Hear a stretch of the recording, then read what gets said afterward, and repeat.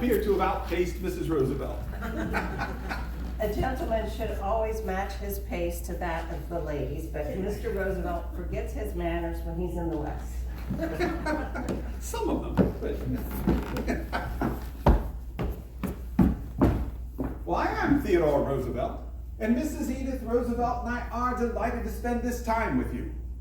We would like to share some stories of our lives, and at the end, if you have any questions, we would be delighted to answer those.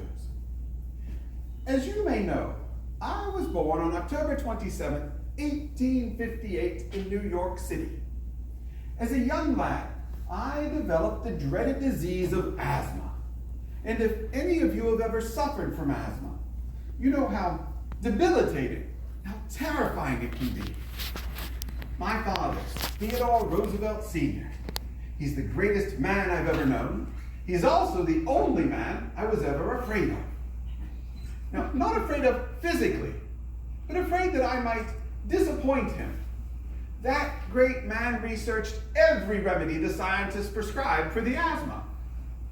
One cure that was recommended was smoking an entire cigar at one sitting. They thought that coughing would invigorate your lungs. It did not. Another was sipping cups of black coffee.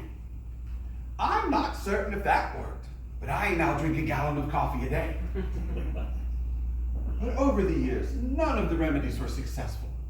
At the age of 11, my father sat me down and he said, "Theodore, you have the mind, but you do not have the body.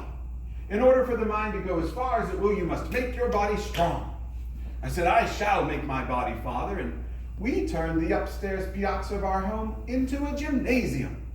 I worked with barbells and weights, the parallel bars and rings. I would go out in nature and row boats and hike. And at the age of 22, while I was in Europe, I climbed the Matterhorn mountain. It had only recently been conquered by men. I was able to climb to the summit and back without one problem from the asthma. As a sickly child, I was unable to attend the schools. I was tutored at home by my aunt with my siblings and a neighbor, Miss Edith Carroll. I was born in Norwich, Connecticut, but my family settled in New York City while I was still a very small child. My father was well acquainted with the Roosevelt family through business, and from my days in the nursery, I was the best friend and playmate of my future husband's younger sister, Corinne. I spent much time with the Roosevelt family. One of my earliest and most vivid childhood memories was an event that took place at their grandfather's home, and I shall ask Mr. Roosevelt to share that story.